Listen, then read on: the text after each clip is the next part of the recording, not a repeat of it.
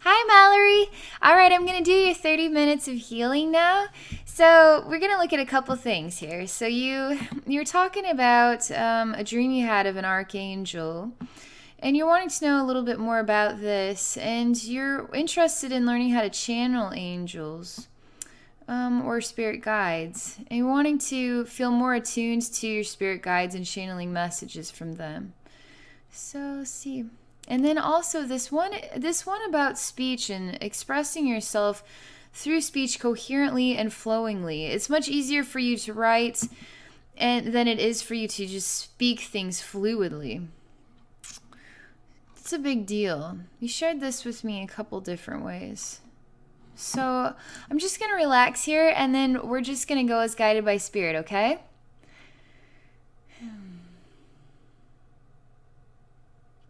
Something about a twig or a branch of a tree that just wants to snap, and there's a cold breeze, and I can see this sort of part of the branch it's completely empty of leaves, and there's some sort of, it's kind of in motion. It's brittle too. I could easily snap this branch off. It's not particularly thick by any means, but it doesn't have that rubbery part. It's not rubbery, it would just snap off. However, it seems to be full of life still. Just inspecting it. This branch is black, and then also the scene is sort of kind of Halloweenish. It's sort of dark, and then this eerie wind and this like empty branch is kind of moving, and then it snaps, and you can kind of hear the movement or sound of branches moving.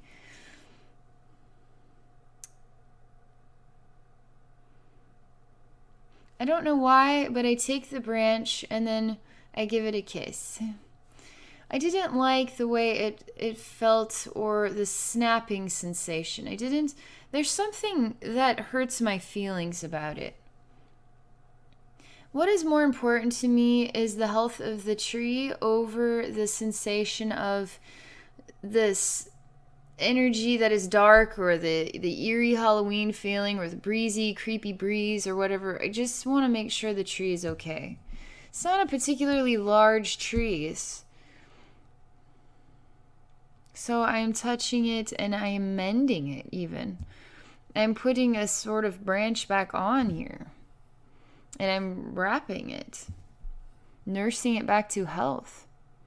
I don't want it to feel brittle. I want it to feel alive with the tree.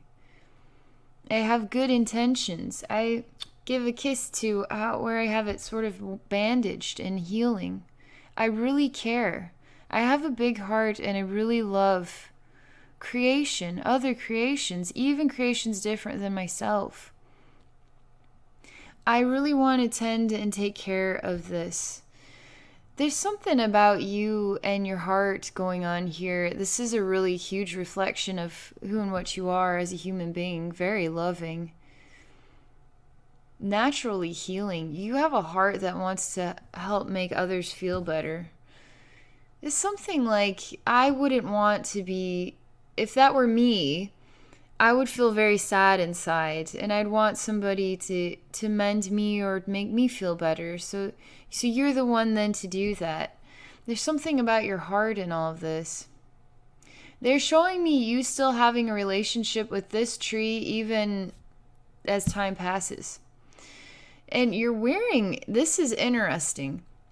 So the scene now, it's still, the tree is black, and the scene is, it's not a dark sky, it's like a white fog everywhere, and you're wearing an actual breathing mask. And so it's like, is the air toxic? And there's also the sound of sawing going on, but I don't see anybody really sawing the tree. I just hear sawing, and then I see you still touching the branch and checking on the tree and this specific part of it where you bandaged it. Your health is, there's something. Let me just keep watching here. There's some part of you as a very young girl taking the mask off and showing me as sort of you age from a teenager to somebody who's like a young, maybe 6 years old. And your even little hand is trying to touch this tree branch. You seem to have an obsession with it. All the while, you don't choose to speak anything. Your actions are speaking loud enough about who and what you are as a human being. There's something, though, amiss here.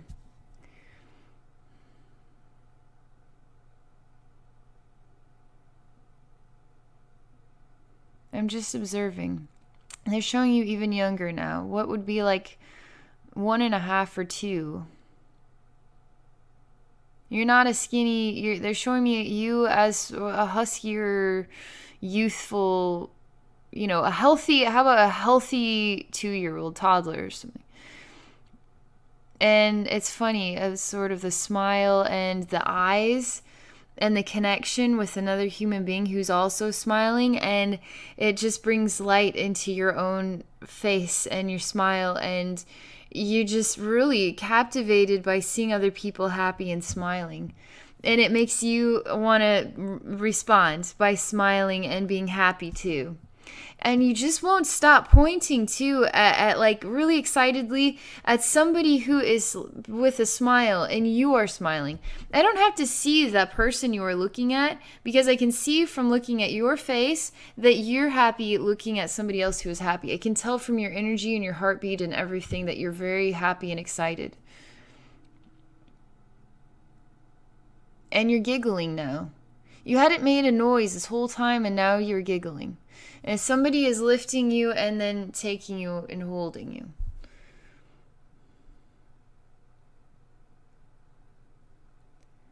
There's something about being taken care of. I'm seeing you as a baby taking into a room, and they're going to get you changed up or put in your jammies or whatever it might be. There is a trust that you are exhibit. I mean, I feel a vibration of trust associated with the experience. You don't feel alarmed. You don't feel fear or concern at all. You're still a young, youthful, like a toddler. There's nothing uncomfortable about this.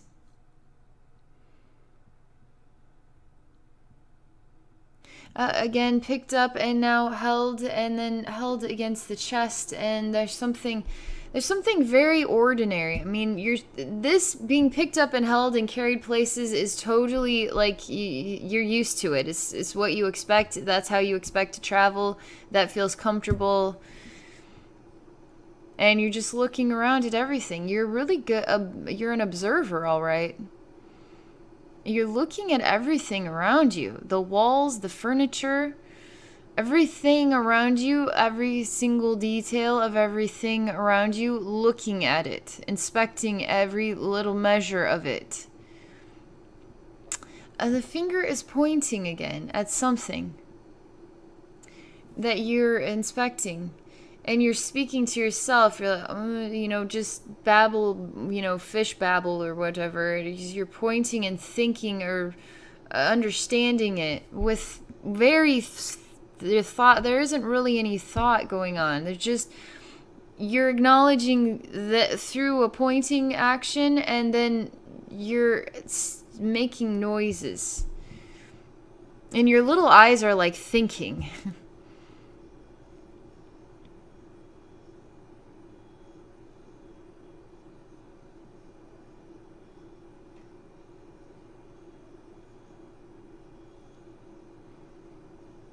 The scene seems to want to be changing or shifting to something new, but it hasn't yet.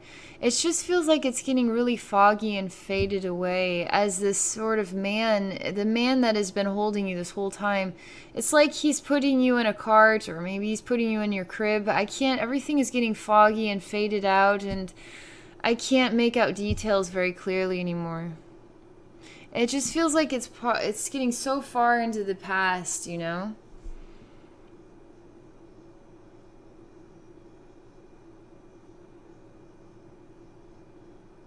Something feels sad about that. Something is quite nice about the simplicity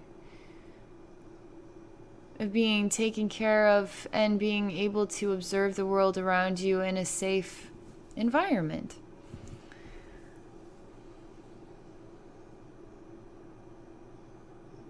There's just an insanely, I mean, it's like psh, stopped. Everything is stopped.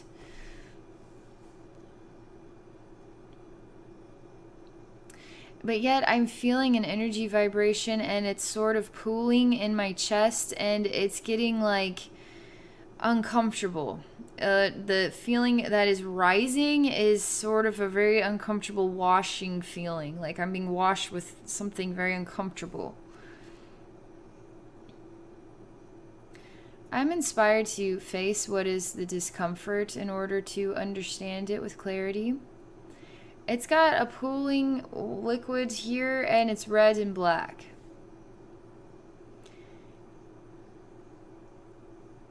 It's literally looks like you're a person that is sort of, you're a fully grown person. You're, I don't know, like in this image, I guess you probably 18 or something.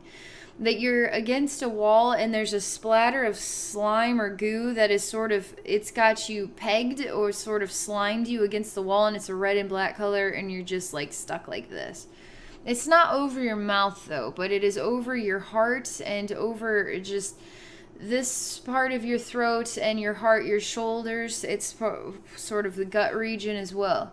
And you're stuck. Your arms are even up like this.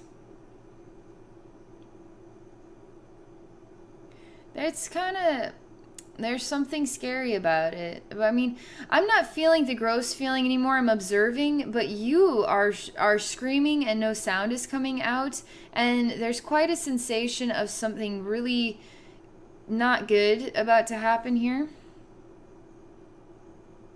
They want me to say what it is. Basically, the sensation is something is going to go into your gut. I don't know if it's a knife. I don't know if it's a hand that's going to rip your guts out. There's something and it is going to be in the gut. They're saying that is correct. Sometimes I don't want to tell people those things. So I'll see what else happens here.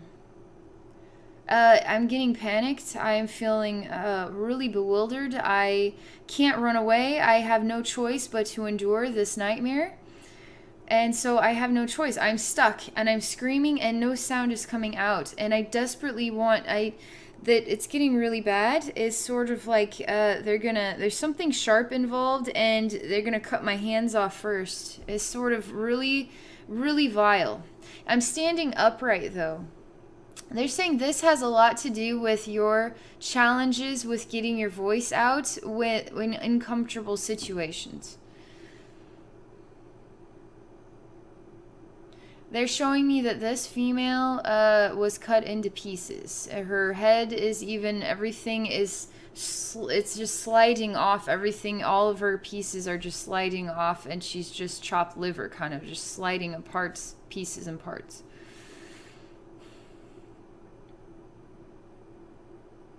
There is no sensation of whoever the energy is that does this has.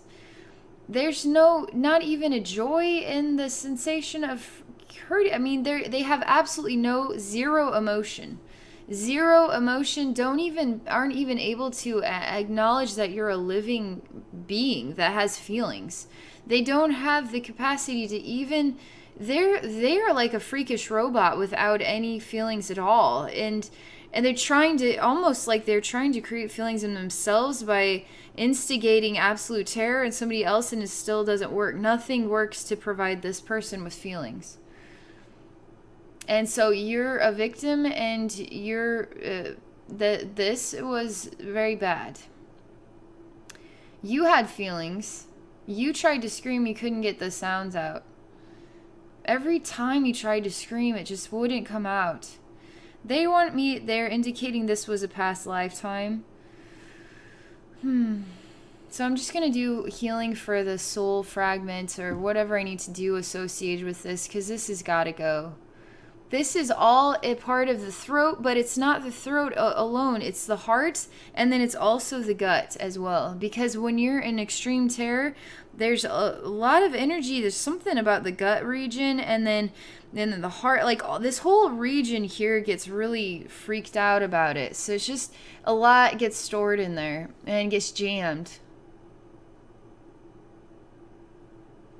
So it's sort of like when you're scared and your stomach drops, it's like the energy goes down, right? You just feel really gross in your stomach. Your stomach feels like it's turning upside down. That's all energy going in different places and creating that energy pool, and sort of, it's not version of love, right? Love creates balance and harmony. Fear creates freaky energy sensations in these sort of areas too. So I'm waiting for them to give me the okay to start healing you from this experience, but they're not letting me as of yet. There's some odd tie or connection between the soul that did this to you, and I'm supposed to help release that soul, help the soul move on. And that soul it looks like, it's sort of, it basically, he looks like he's made out of chalk. He's just pure white, just made out, he's like got unusually white, chalky sort of appearance. Is a man. It's sort of like the Joker. He's got green hair. But he doesn't have a weird, grin or anything like that. He actually has no emotions at all. I'm just going to be patient right now. I'm just observing him. And I'm observing you.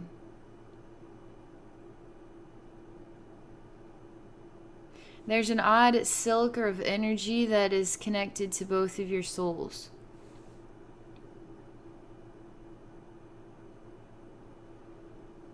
This is going to big time help you.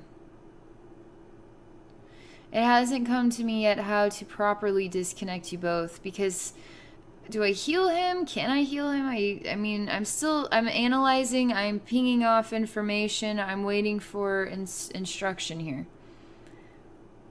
And how to do this properly. I'm saying, heaven, heal this soul of the man. I'm saying, heaven, heal this soul fragment of yours. Heaven, heal this silky connected connection.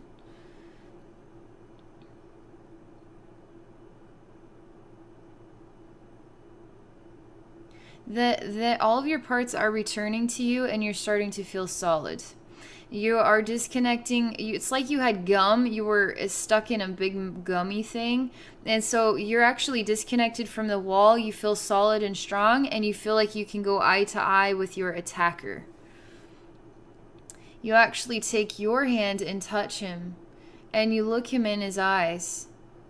You are the one with strength. You're the one with emotions. You're the one that can feel. You're the one who knows and understands.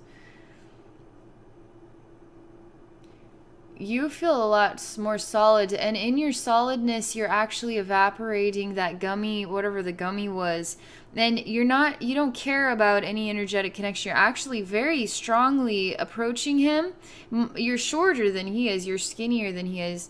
You're approaching him. You're looking into his eyes without concern or question. You're looking into his eyes, actually looking into himself, and then touching him and looking into him. I'm telling you, the strength is like, oh my gosh. She is facing her fear. She is facing her attacker. It had to happen this way. That's why I didn't know how to do my part, because I'm not meant to have a part in this. It's important that you take your power back. You are solid. All parts of your head, your shoulder, arms, hands, everything is all in oneness. The fire inside of you is extremely balanced, and you know what you just know who you are, how you feel, what you want to say, and you can look into their eye and say it. Not just say, that I don't really like that when you do that. It's like, you don't say anything at all. You just approach them, and it's like, whoa, she's not talking to me. She's approaching you. Like, kind of creeps me out. But it's good. You have the knife now, and you're touching his heart, and you're looking into his eyes. He does not know what to do, but he also has no emotions or feelings. It's not as if you're going to kill him or anything. You're just showing him that the meaning is in the knife and that hurts and it's not kind and I don't like it. You're not saying any words. You're just really getting into his space big time and then showing him. How's that feel? Do you like that in your face? You like it in your face? So there's something about you speaking without words and making a very impressive and motivating. I mean, this is intense with your energy alone. You are evaporating the knife, so there is no knife. They're showing me this man actually is wearing, I mean, it's sort of like a white, a white outfit. It's a one-piece outfit, so this top piece is connected with the lower half as well. He's got brown hair, and it's not like it's been cut for a little while, but it's not, I mean, he probably keeps it short, but it's been maybe growing a little bit longer to, it's not long by any means, but it needs probably a trim, you know.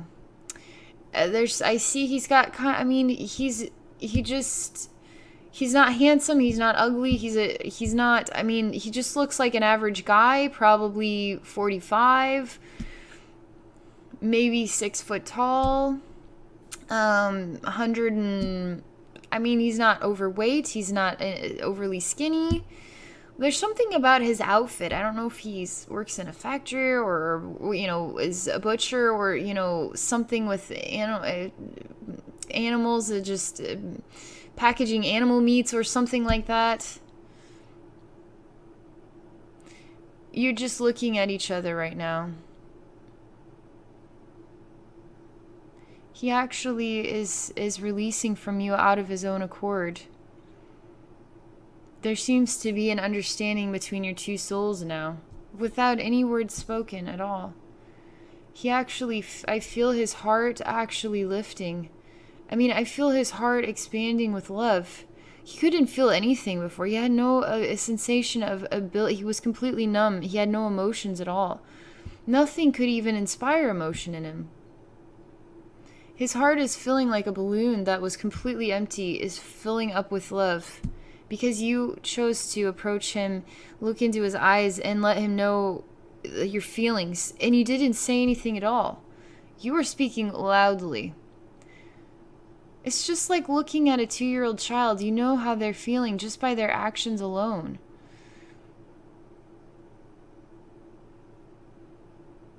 Him telling you he's starting to feel freedom, and he's starting to feel freedom from the interaction that had taken place. I'm telling you that his version of a soul is feeling so much relief in his heart and in all of this. I'm not experiencing anything demonic about him. I'm actually just experiencing a soul that had experienced a human body that had a mental dysfunction or emotional dysfunction, like a severe one, and then it couldn't make proper decisions. A handicapped man, a disabled, emotionally disabled man, severely emotionally disabled man. So anyway, I could describe it, and the soul is able to release now into heaven, which frees your soul too. This had to happen. You're finding that he is evaporating now, this sort of, but there's also a space here that he is, I'm telling you, he's freer than I couldn't. He's totally free now. There's nothing connecting you that is ill in vibration. The balance is returning, and there's an understanding between your souls that is now a feeding of love and its acceptance as well, and letting go and moving on. But it's literally like it's white. There's a lot of white in this place here.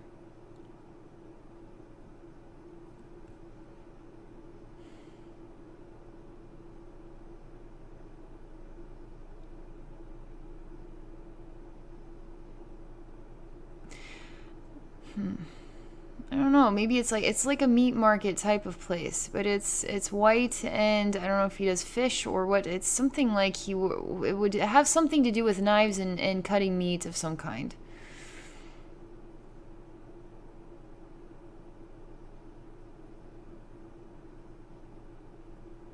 I feel amazing after that. That feels so much better. Holy smokes. Getting that out of you is it's like taking the sticky gum, the goo ball that was sticking you up like this, is taking all the stickiness from the throat all the way down to like right at the hips, and there's like a sticky goo ball here, and it's just totally, I mean, you feel amazing. You feel like you're part of this world, like you can share your feelings openly and honestly, and it doesn't necessarily require speaking at all. There's something more to this, because there's something beautiful about you when you're not, I mean, you're still beautiful even when you choose to not accentuate your feelings through language. Your actions are speaking louder than the words themselves. And that is perfectly beautiful and acceptable. And there's nothing wrong with that at all. I'm examining all the scenes we've seen so far with the tree and then you at different ages and in this lifetime, and just ensuring that there's a sort of a purely healed reflection of that.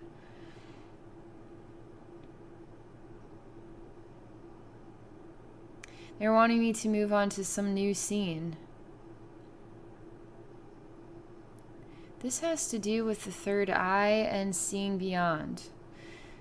There's a sensation of, it's sort of like you got a fire out in the wilderness and a stick and some marshmallows on it, or something like a hot dog, or you're cooking it over a flame, your own little campfire.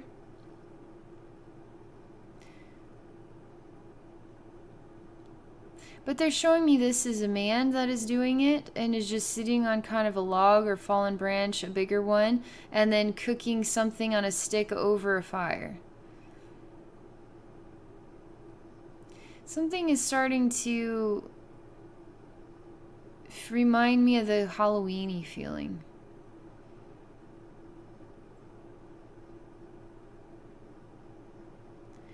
Okay, so you enter the scene. You tell him I hate you without saying anything at all, and you're strangling him, and you're actually a spirit doing this.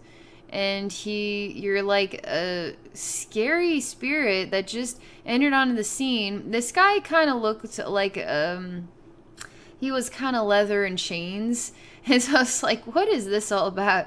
So you enter the scene, you're actually like choking this guy. He's like this. So I'm just watching this here. You're squeezing his throat really hard, and you're looking into him, and you're really, I mean, it's like a very dark side of you. And you are insanely strong.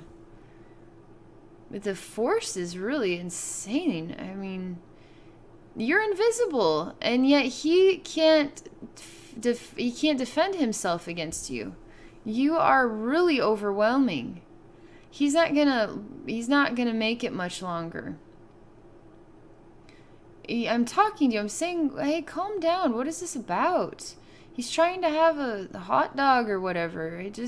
We don't know. I don't know anything about this.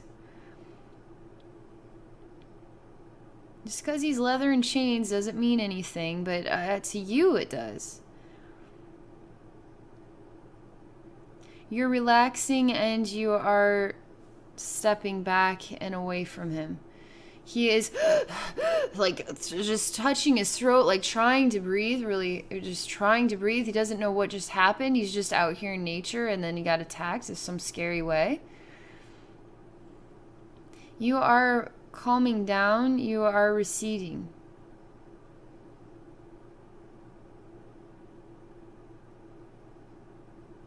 This is important, they say. It's kind of a weird, like a wheel that you can sit on, each of the sort of like at the fair.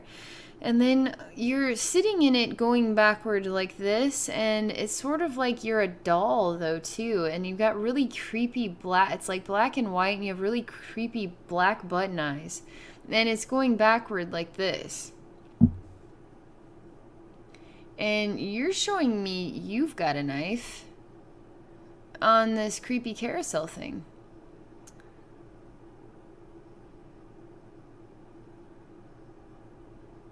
While simultaneously we're still watching the image with the guy, this is really healing a lot. I don't know if somebody's been bothering you and you just really needed to let it out in a really aggressive way to help some sort of emotional part of you, because you aggressively needed to let out some serious energy, and it was really congested, and it just, you needed to release something, and you're feeling a lot better. I mean, you feel insanely better. You're just feeling like, okay, I feel a lot better now. I just needed to do that. It's like, wow. But I'm still watching this other scene here. This scene is starting to heal as well. Something about you needing to acknowledge when you're getting frustrated and upset, you actually deserve to have emotions. And you deserve to be able to release them naturally. And part of it's, you know what the thing is we all have been in a place in our lives where we're just so angry we just want to punch somebody in the face, you know what I mean? And so you just have to keep expressing the emotions and letting them out. These scenes, just acknowledging them alone is actually helping them to heal really quickly.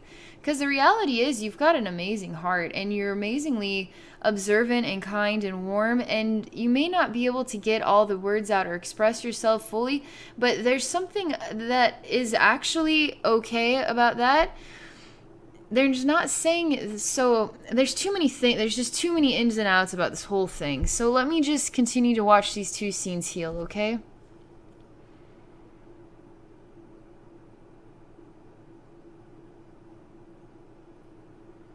There's just a darker doorway here. As I'm watching these two scenes heal, just the fact that they were looked at and acknowledged is starting to evaporate and heal them. But there's another scene here. It's got like a dark doorway, and I'm trying to go into it.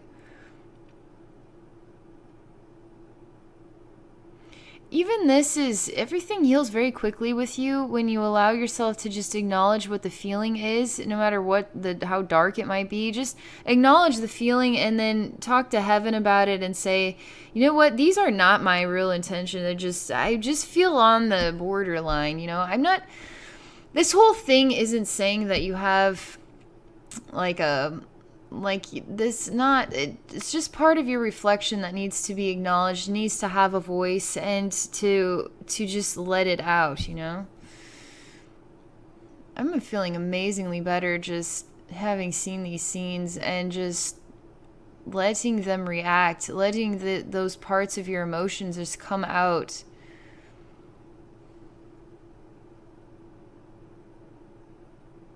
I don't like ending things on a note like that, so let's see what else my spirit guides can say here. So just wrap it all up, you know? That's what they're saying, wrap it all up. That's what they're saying. This is all about the tree branch that snapped off. It snapped, and you're trying to heal it. It was broken. It was already dried out. I don't know. That's the thing that wasn't balanced to me, is how can you put a tree branch that's already dried out, how can you put it back on the tree and try to heal it? But you're healing it with love, and you're making progress. It actually can return to the tree and become a whole tree again. And they're showing me this tree, actually, you're doing a very good job of the mending, and there's some life coming back to the tree, as in color coming back, so it's not just black. This is associated with this part of your experience.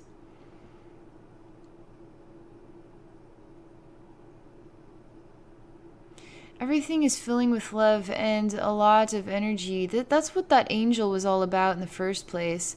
That angel was acknowledging that it's time to heal and experience spiritual angelic healing. And yes, you absolutely can have real interactions and more experiences with angels, and it's a really wonderful sort of reach out and consume or experience more of that. They're wanting me to share a final message here because I do this constantly. So, how do I connect with angels? The most simplest way, and it doesn't take long, is I just ask angels to enter my spiritual atmosphere and share their energy and love with me. And so I say, Archangel Michael, please enter my spiritual atmosphere and fill me with your heavenly love and your energy and your wisdom and your inspirations. Let me feel your energy within my soul, surrounding me, healing me, loving me.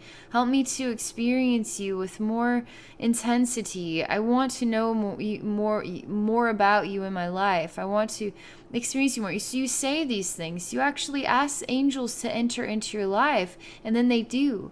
And so this has a lot to do with that angel is really just a really huge sort of stone in the water, creating the ripple that creates this sort of healing experience.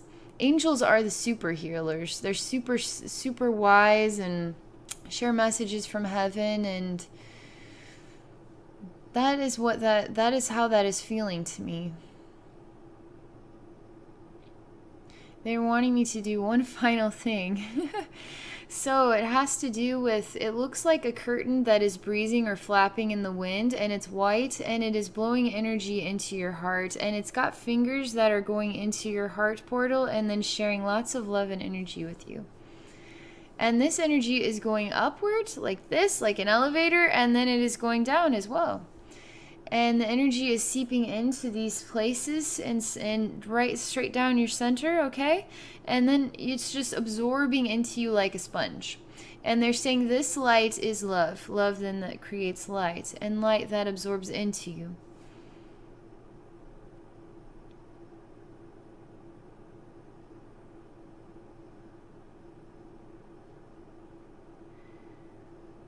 They're showing me another reflection. Wow. It's just of a little girl, and there's a noose around the neck, and she's actually taking the noose off and running out of the room, and she's leaving this behind. And the room was all dark except a noose hanging, and this girl was probably, I don't know, looks like 3 or 4 years old with the noose around the neck, and then just took it off and then just ran out of the room.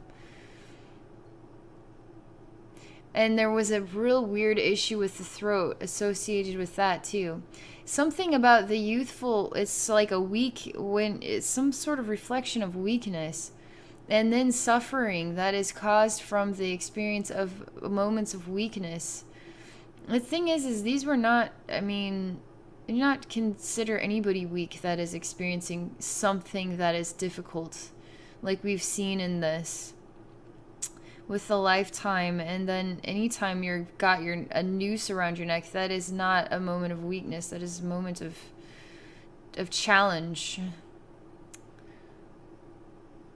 They're wanting to say that noose was a real energetic reflection that you've experienced in another lifetime, and they've now released that also from your throat area.